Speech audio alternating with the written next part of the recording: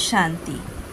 आज बाबा का अमृत वाक्य ज्यूरिस्ट के प्रति है। सभी सदा स्व को स्वतंत्र करने और अनेक आत्माओं को अनेक बंधनों से स्वतंत्र करने की सर्विस में रहना ही जस्टिस का कार्य है।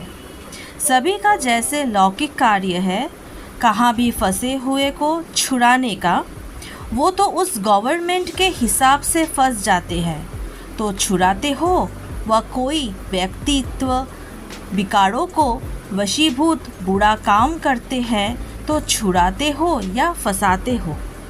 कभी सच कभी झूठ। यहाँ रूहानी कार्य में सदा हर आत्मा को स्वतंत्र बनाने वाले हो। सेल्फ जस्टिस बनो। बाबा कहते दूसरों की जजमेंट करने के पहले स्वयं को जज करो। स्वयं में जो भी वेस्टेज है उसे समाप्त कर दो तो दूसरों के व्यर्थ को भी समाप्त कर सकेंगे।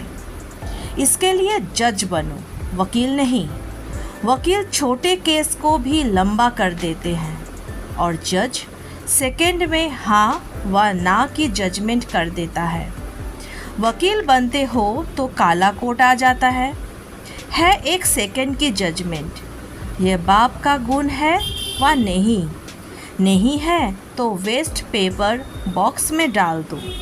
अगर आप बाप का गुण है तो वेस्ट के खाते में जमा करो। संगम युग पर हर एक को सेल्फ जस्टिस बनना है। कोई भी बात करने के पहले स्वयं जज करो तो ना स्वयं का समय जाएगा और ना दूसरों का। जैसे परमात्मा बाप को कहते हैं कि वही जन्म जन्म के दुखों से छुड़ाने वाले हैं, इसीलिए सुख का दाता कहकर महिमा गाते हैं। तो जैसा बाप वैसे बच्चे। जन्म जन्मांतर के दुखों से छूटने की जजमेंट दो।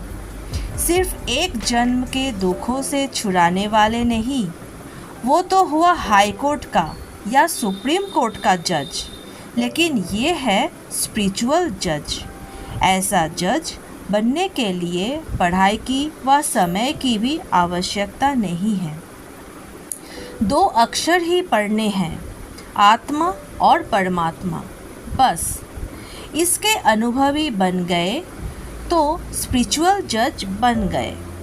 तो बाप की आज्ञा है स्पिरिचुअल जज भी बनो। डबल जज बनने से अनेक आत्माओं के कल्याण के निमित्त बन जाएंगे। आएंगे एक केस के लिए और जन्म जन्म के केस जीत कर जाएंगे। बहुत खुश होंगे।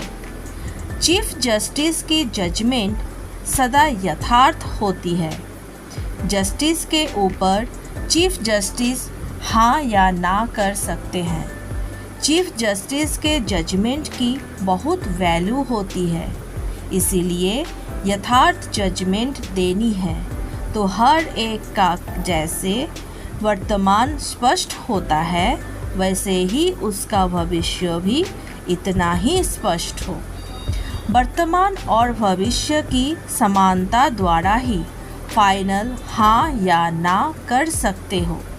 इसी स्टेज को बाप समान स्टेज कहा जाता है। ओम शांति। भोग बनने में अभी थोड़ा समय है, तब तक चलिए एक छोटी सी कहानी सुनते हैं। कहानी का शीर्षक है बोले हुए शब्द वापस नहीं आते। एक बार एक किसान ने अपने पड़ोसी को भला बुरा कह दिया, पर जब बाद में उसे अपनी गलती का एहसास हुआ तो वो एक संत के पास गया। उसने संत से अपने शब्द वापस लेने का उपाय पूछा।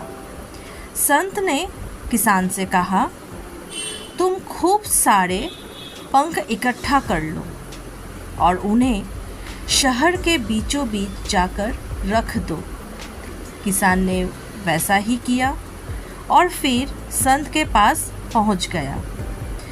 तब संत ने कहा, अब जाओ और उन पंखों को इकट्ठा करके वापस ले आओ।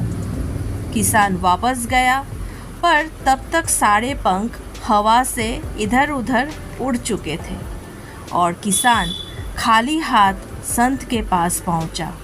तब संत ने उससे कहा कि ठीक ऐसे ही तुम्हारे द्वारा कहे गए शब्दों के साथ होता है।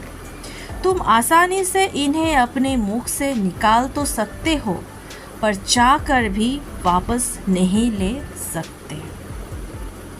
तो जो भी बोले सोच विचार करके बोले।